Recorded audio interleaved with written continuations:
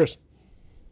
First of all, what are your thoughts on what happened yesterday in Washington, D.C.? It's a disgrace. Uh, Gosh, I'm sorry. I get emotional when I talk about this. And I was so proud of congressional leaders that went back in there last night, did their job, um, in a really, really unbelievable time. But it's stuff like that's not supposed to happen in America.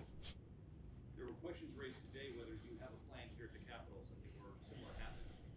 Leader Jenkins said that the state does not have a plan for the House, at least that she knows of, or the Senate. Is there a plan in place to protect lawmakers if something like that happens in the Capitol?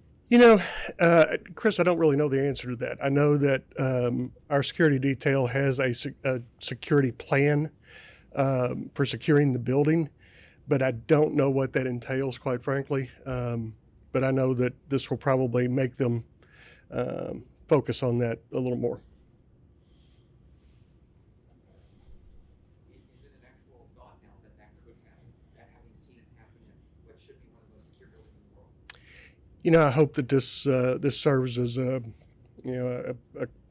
rallying point where we can kind of all do a little self-examination about the things we say and the things we do. So I would hope not. Do you feel like, I mean, obviously the rhetoric, do you feel like that rhetoric has fueled this kind of, Trump stood there, gave a speech, and people walked down to the Capitol? Do you feel like this kind of inflammatory rhetoric that we've seen for quite a while is directly kind of causing these sorts of things?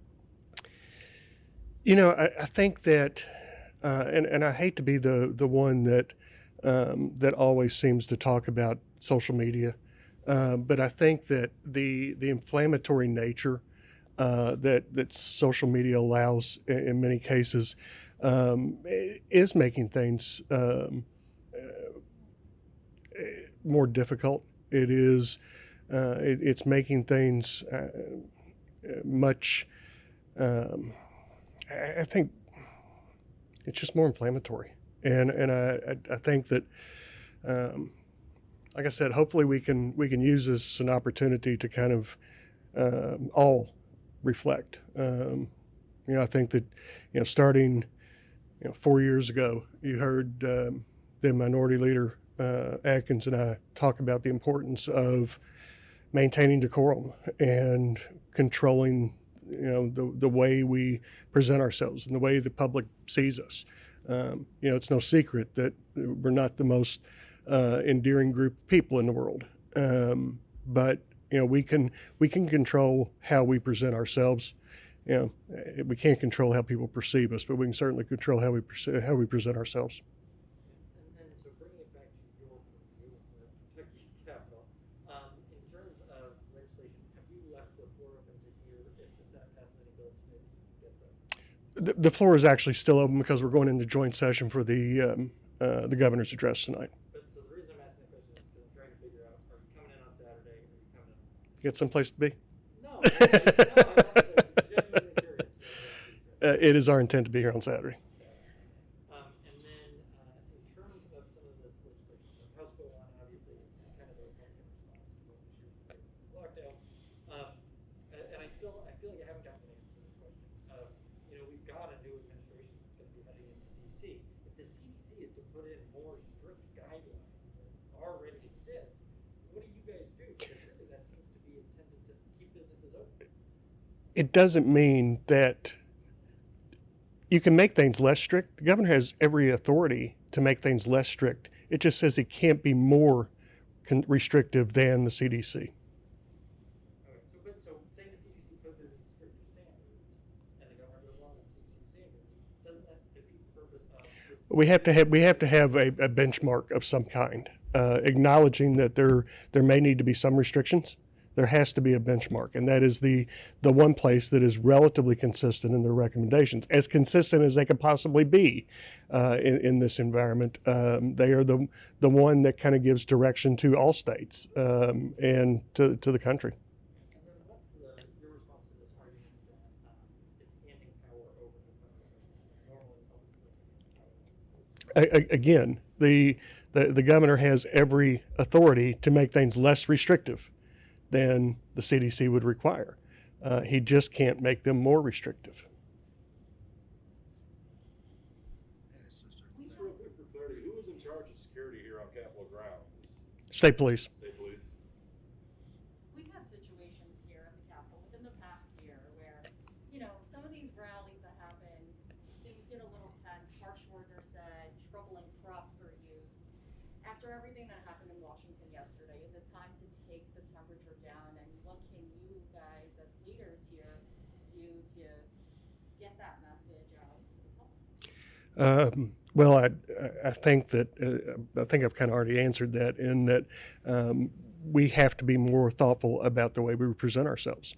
Again, we cannot control how people perceive us. I understand the perception problems of politicians, but we can absolutely be more thoughtful and do a better job of how we present ourselves. And I think that starts in large part by us controlling our own social media. Did you feel safe here yesterday and today after everything? I have, yes. Of course, yesterday when we were here, I didn't even realize it was going on because we were on the floor when it was happening.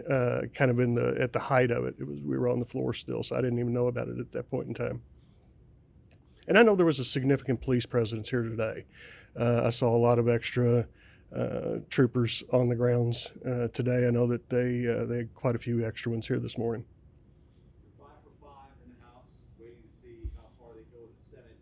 Does this remind you of 4 years ago? It feels so different for those of us who were there because you don't have the crowds inside the Capitol. You're not going to have 3,000 people marching around the 3rd floor, yelling through the doors as you vote on Saturday. Right. Yeah, I think it was just a couple of years ago that the Secretary of State threw open the doors and after the Capitol was closed and allowed those people to flood in. Which neither here nor there, but it is different. It's a different set of circumstances. We were dealing, 4 years ago, we were dealing with a very exciting time, a very exciting time of change. There's little to be excited about in this environment, whether it be the virus, whether it be the troubles that we see in Washington, whether it be the constraints of our budget. There's just very little to be excited about. It's hard to be optimistic in this environment, so it is completely different. And you mentioned the extra troopers here. Was that a request from the legislature, or was that just state troopers being proactive? And how did you feel more comforted when you came on property and saw the extra presence? It was not our request. I'm not sure where it came from or why they were here. I don't know if that was something the governor asked for, whether it was facilities. Facilities controls the Capitol, so I really am not sure. As I said earlier, I didn't feel unsafe here anyway. It was just noticeable to me that I saw a big group of them that you wouldn't normally see. There have been people in the Kentucky State Capitol within the last year who carry guns in there and whatnot. In light of everything that happened yesterday and someone being shot in that standoff in the House chamber, should guns still be allowed in the state capitol? Well, that's something that's controlled by the facilities. That's not our purview, so we can't control that. But there's nobody in the Capitol right now. So other than police and legislators that carry, there aren't any guns in the Capitol. Do you think when it opens back up, they should be allowed? I don't know. I'll leave that to security experts. You all started moving, you moved over, it seems like there's going to be some committee hearings later this week starting tomorrow. Are you still going to do the break for the 3 weeks of January, or are you going to come in next week? Yet to determine whether we will be here. I think there's a chance that we will be here for at least a portion of the week. And so, I'm just kind of curious about this because you have this constitutional amendment that will allow you to play the schedule more. Is that,